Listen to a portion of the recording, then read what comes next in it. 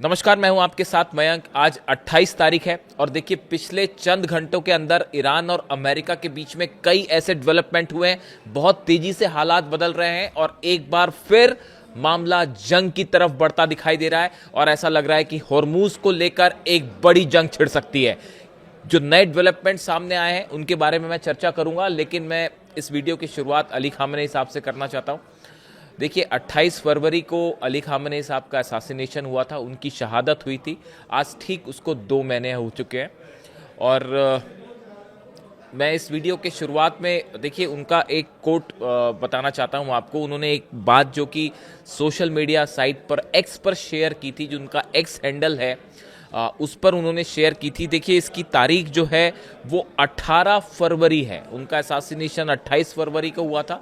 उसके करीब 10 दिन पहले उन्होंने एक्स पर एक बात कही थी।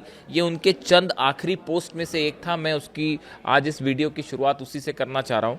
उन्होंने कहा था, so should anyone aggress against you assail him in the manner he assailed you.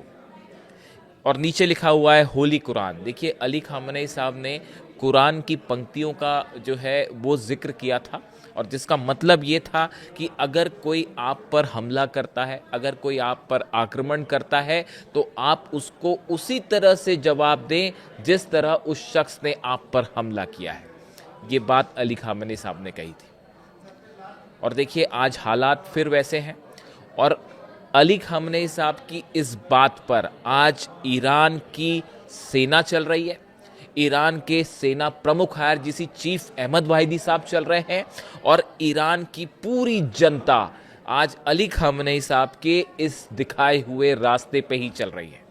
मैं फिर से रिपीट करता हूं उनकी जो बात उन्होंने कही थी, आप जाके देख सकते हैं उनके। आप सोशल मीडिया साइट पर जाइए, एक्स पर जाइए आप।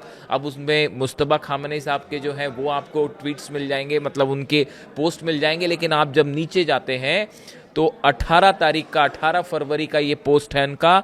सो should anyone aggress against you assail him in the manner he assailed you. अगर आप पर कोई हमला करे तो उसको उसी तरह से जवाब देना चाहिए। मैंने ये बात आपको बार बार इसलिए रिपीट की 2 बार कि देखिए जिस तरह से उनका असैसिनेशन हुआ उसके बाद ईरान में ज़बरदस्त गुस्सा है और हमने देखा कि पिछले 2 महीनों के दौरान ईरान ने कमोबेश उसी पॉलिसी को फॉलो किया जो अली खामेनेई साहब ने रास्ता दिखाया था और अब उसको शायद ज़्यादा एग्रेसिवली फॉलो किया जा रहा है और उसकी वजह है अहमद वाहिदी साहब, ईरान की सेना। आप देखिए यही वजह है कि जो जंग रही 40 दिन की उसमें डोनाल्ड ट्रंप को मुंह तोड़ जवाब मिला, नेतन्याहू को मुंह तोड़ जवाब मिला और अब विदेश नीति के स्तर पर पिछले 5 से 6 घंटे में कहिए या 12 घंटे में जो डेवलपमेंट हुए हैं, डोनाल्ड ट्रंप की विदेश नीति चारों खाने चित है और हॉर्मूज में ऐसा फंसे हैं डोनाल्ड ट्रंप कि उनको समझ नहीं आ रहा कि बाहर कैसे निकला जाए। इसकी बड़ी वजह मैं आपको बताऊंगा, लेकिन पहले मैं जंग की बात करूंगा क्योंकि ये मामला फिर से बिगड़ता दिखाई दे रहा है। यहां से अमेरिका ने अपना चौथा एयरक्राफ्ट कैरियर जो है वो मिडिल ईस्ट रवाना कर दिया है। आइजनहावर डी आइजनहावर जो है उसको भेज दिया है मिडिल ईस्ट के लिए। वो ईरान के करीब पहुंच रहा है, यानी अब्राहम लिंकन पहले से मौजूद है, USS जेरल्ड आर फोर्ड पहले से मौजूद है, USS जॉर्ज W बुश जो है वो 3 एयरक्राफ्ट कैरियर ऑलरेडी वहां पहुंचे हुए हैं। अब चौथा एयरक्राफ्ट कैरियर भी आइजनहावर भी भेज दिया है। तो बड़ी साधारण सी बात है, ये चौथा एयरक्राफ्ट कैरियर वहां बातचीत करने के लिए तो भेजा नहीं है। आप समझिए इस बात को। बेहद बड़ी जंग की तैयारी में अमेरिका है और जो एक्सपर्ट्स की राय आ रही है कि अगले 24 घंटे के अंदर कुछ भी हो सकता है। मामला एक बातचीत की तरफ भी आगे बढ़ सकता है, लेकिन उसकी संभावना कम है, उससे ज्यादा संभावना है हमले की। इसकी बड़ी वजह, इसके अलावा आप देखिए F-35 जेट्स 25 के आसपास नए F-15 जेट्स जो हैं वो अमेरिका ने डिप्लॉय कर दिए हैं मिडिल ईस्ट में। जो पहले से थे उनके अलावा रिफ्यूलिंग जेट्स की संख्या बढ़ गई है, खास तौर पे इजराइल में बड़ा मूवमेंट हो रहा है। देखिए खबरें आ रही हैं इजराइल से, इजराइल ने बड़े हमले की तैयारी कर ली है। खासकर पिछले 24 घंटे के अंदर इजराइल की एयरफोर्स अलर्ट पर है। जो भी फाइटर जेट्स हैं वो तैयार हैं और हमला करने के लिए जो जरूरत मिसाइल्स हैं या जो बॉम्ब्स हैं उनको रेडी कर दिया गया है। रिफ्यूलिंग जेट्स भी रेडी हैं। यानी कि जो खबरें आ रही हैं, इजराइल और अमेरिका एक बार फिर हमला करने की फिराक में है और जवाब ईरान की तरफ से देने की भी पूरी तैयारी है। जो ईरान की मिसाइल सिटीज हैं, सुरंगें हैं, उससे धड़ाधड़ खुर्रमशहर 4 मिसाइल्स निकाली जा रही हैं, फतह मिसाइल निकाली जा रही है, सेजिल निकाली जा रही है, रॉकेट मिसाइल लॉन्चर्स जो हैं, जो रिजर्व रखे गए थे वो भी निकाल लिए गए हैं। अबू मेहदी मिसाइल्स की संख्या बढ़ा दी गई है, केशम आइलैंड के पास, खार्ग आइलैंड के पास, अबू मूसा आइलैंड के पास। देखिए, हॉर्मुज से लेके पूरे तेहरान तक जबरदस्त वॉर अलर्ट है और यह माना जा रहा है कि डिफेंस सिस्टम भी एक्टिव हो गया है। डिफेंस सिस्टम पहले से एक्टिव था। अब्बास अराक्ची साहब की पुतिन से जो मुलाकात हुई है उसको लेकर जो डिफेंस एक्सपर्ट से जुड़े लोग हैं वो ये तय मान के चल रहे हैं कि रूस का डिफेंस सिस्टम जल्दी ही आपको तेहरान में और हॉर्मुज में एक्टिव मोड में देखने को मिल जाएगा, जिसको लेकर तमाम सवाल उठ रहे थे कि अभी आया है नहीं आया है। शायद पिछली बार डील नहीं हो पाई, लेकिन कल का जो स्टैंड था पुतिन का, और पुतिन का ये कहना हम पूरी मदद करेंगे, उसका पहला मतलब डिफेंस इंडस्ट्री ने ये निकाला है कि अब आपको ईरान में रशिया का डिफेंस सिस्टम मिलेगा, डंके की चोट पर मिलेगा। खैर, तो ये आपके डेवलपमेंट हैं। अब देखिए मामला कहां फंस गया है। मामला ये फंस गया, ईरान ने, मैंने आपको खामेनी साहब की इस बात का जिक्र इसीलिए किया, उनकी ये जो लाइन थी ना, जो उन्होंने कुरान का जिक्र करके कहा था ये बात कि अगर कोई आप पर हमला करता है तो उसको उसी अंदाज में आप वापस जवाब दीजिए। अब उसी पॉलिसी को विदेश नीति में भी ईरान ने फॉलो करना शुरू कर दिया। पहले हमलों में फॉलो कर रहे थे, अब विदेश नीति के स्तर पर देखिए ईरान की जनता ने क्या कहा। ईरान की जनता ये बोली, ईरान की सेना ये कह रही है कि साहब ये जंग हम जीते हैं, ये जंग ईरान जीता है। पूरी दुनिया देख रही है कि दुनिया का सबसे बड़ा ताकत होने का दावा करने वाला अमेरिका किस तरह से घुटनों पे है। मतलब किसी के घर के बाहर दरवाजे पे जैसे खड़े रहते ना, वैसे दरवाजे पर खड़े हुए हैं अपनी सेना को लेकर, और हिम्मत नहीं कर पा रहे। इतने बड़े बड़े जहाज लेके खड़े और हिम्मत नहीं हो रही हमला करने की। पूरी दुनिया तमाशा देख रही है और पूरी दुनिया में जो डिफेंस के जानकार लोग हैं, जो वॉर को समझते हैं, वो देख रहे हैं कि कैसे हंसी उड़ रही है अमेरिका की सेना की। दरवाजे पे जाके खड़े हुए, कुछ नहीं कर पा रहे। ईरान को जो जहाज निकाल ले जाना है वो निकाल ले जा रहे हैं वहां से। अब हालात ये हैं, देखिए ईरान की सेना ने कहा हम जीते हैं, ईरान की जनता ने कहा हम जीते हैं, अब हमारे हिसाब से हर चीज़ तय होगी। ईरान ने जनरल मुनीर को अपनी शर्त पकड़ा दी और वो शर्त में साफ साफ लिखा था कि ये हॉर्मुज में जो जहाज लेके खड़े हुए हैं ये तमाशा बंद करिए, पहले इसको यहाँ से बाहर हटाइए और हमारे ऊपर जो इकोनॉमिक सैंक्शंस लगे इसको बंद करिए, तब हम हॉर्मुज खोलेंगे। ये पहली शर्त थी। जो कुछ शर्तें रखी गई आपने सुनी होंगी कई जगह, उसमें जो है पहली शर्त थी, और ये बड़ी ही एग्रेसिव टर्म पे अब ईरान नेगोशिएट कर रहा है, बिल्कुल पीछे नहीं हटना है। यही अप्रोच था अली खामेनी साहब का, और इसी अप्रोच की वजह से 40 साल तक उन्होंने शासन किया। अमेरिका के 6 राष्ट्रपति उनका कुछ नहीं बिगाड़ पाए। देखिए वो हमेशा यही कह रहे थे कि जब आप अमेरिका से डिफेंसिव मोड में आते हैं तो अमेरिका आप पर भारी होता है, और जब आप पलटवार करते हैं तो अमेरिका दबने लगता है। और बिल्कुल इसी नीति पर अब ईरान की विदेश नीति चल रही है। हुआ ये कि अब्बास अराक्ची साहब ने अपनी शर्तें रख दी। उन्होंने कहा पहले आप ये जो अपने जहाज लेके खड़े हुए हैं इसको बाहर हटाइए यहाँ से, और हमारे पे प्रतिबंध लगे, ये हटाइए तो अब हम हॉर्मुज खोलेंगे। हॉर्मुज में पूरी दुनिया की जो है इस समय नब्ज पकड़ ली है, समझिए आप, ईरान ने, और पूरे दुनिया में हाहाकार मचा हुआ है। जितने इंडस्ट्रीज हैं सब ठप हो जाएंगी अगर हॉर्मुज इसी तरह बंद रहा तो। और लगातार प्रेशर बन रहा है डोनाल्ड ट्रंप पर, अमेरिका पर कि ये क्या कर रखा है आपने।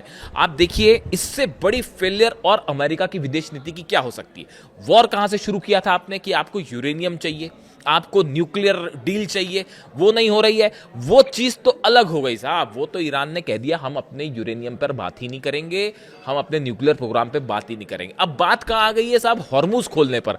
लेकिन मतलब शुरुआत किए थे खेत से, आके खड़े हो गए खलियान में, इसी को ही कहा जाता है। इसीलिए कहा जा रहा है, कई एक्सपर्ट्स जो है आपको मिल जाएंगे, बड़े रेप्यूटेड एक्सपर्ट्स जो हैं अमेरिका के, वो कह रहे हैं कि अमेरिका को कैसे विदेश नीति नहीं करनी चाहिए। डोनाल्ड ट्रंप ने उसका एग्जाम्पल दे दिया है, how not to do a foreign policy, उसका परफेक्ट एग्जाम्पल डोनाल्ड ट्रंप ने दिया है। आप समझे, ये बात हो रही थी, जंग हुई यूरेनियम के लिए और न्यूक्लियर प्रोग्राम के लिए, अब आके खड़े हो गए हॉर्मुज में फंस गए आके। मतलब चले कहां से थे और कहां पहुंच गए, भटक गए पूरी तरह से। अब बताया जाता है कि ईरान ने जो शर्तें रखी उसके बाद वो बड़ी मीटिंग हुई जिसकी चर्चा थी कल रात भर की सिचुएशन रूम में और वॉर रूम में। डोनाल्ड ट्रंप की अपने तमाम एक्सपर्ट से मुलाकात हुई, बात हुई, और उसमें डोनाल्ड ट्रंप, ऑब्वियसली कोई भी इसको स्वीकार नहीं करेगा, इससे बड़ी शर्मनाक स्थिति क्या होगी अमेरिका के लिए कि अगर बात मान ले ईरान की, तो डोनाल्ड ट्रंप ने ये बात मानने से मना कर दिया है, हॉर्मूज वाली शर्त कि हम अपने जहाज हटाने को डोनाल्ड ट्रंप तैयार नहीं है। इसके बाद एक बार फिर कोशिशें हो रही हैं, जैसा कि आप देख सकते हैं कि पुतिन से मुलाकात के बाद पुतिन का एक तो आप जेस्चर देखिए, कल अगर आपने नोटिस किया होगा जब वो अब्बास अराक्ची साहब से हाथ मिला रहे थे, उस समय आप पुतिन की गर्मजोशी देखिए, उनकी बॉडी लैंग्वेज बता रही थी कि वो एक वॉर जीतने वाले से हाथ मिला रहे हैं, एक विजेता से हाथ मिला रहे हैं। जब वो कल अब्बास अराक्ची से हाथ मिला रहे थे, विदेश मंत्री से, आप पुतिन का चेहरा देखिए, उनकी बॉडी लैंग्वेज देखिए, उनका हाथ मिलाने का तरीका देखिए। उन्होंने उस तरह से ग्रीट किया अब्बास अराक्ची साहब को जैसे कोई विजेता जीत के उनसे मिलने आया है। नोटिस करिएगा इसको। फिर पुतिन का स्टैंड बिल्कुल साफ है, चीन, रूस हॉर्मूज में पूरी तरह से ईरान के साथ खड़े हैं और अमेरिका कुछ कर ले हॉर्मूज नहीं जीत सकता, और उसके बाद हमला करेगा, उसके बाद अरब में वो आग लगेगी। बाबल मंदेब बंद करने के लिए हूती तैयार बैठा है, जैसे ही यहां से साइन होगा, इशारा आएगा, बाबल मंदेब बंद हो जाएगा और फिर वहां खोलना उसको मुश्किल हो जाएगा। और क्या पता हूती भी वहां पे जो है माइंस बिछा दे। ये जो माइंस ईरान ने बिछा रखी है ये तो इसको खोलना ही मुश्किल हो गया, इसको हटाना ही असंभव है। तो ऐसे हालात में मामला जो है वो एक बार फिर आके फंस गया है और शायद पाकिस्तान के जरिए एक बार फिर बता दिया गया है अमेरिका को, और अमेरिका की बात भी सुनी जा रही है कि क्या कहना चाह रहे हैं। यानी देखिए, मामला एक ऐसे डेडलॉक पर आके फंस गया है जहां से ना आगे कुछ है ना पीछे कुछ है, और ज्यादा दिन तक तो हॉर्मूज बंद नहीं रह सकता, यहां से ये बात तय है।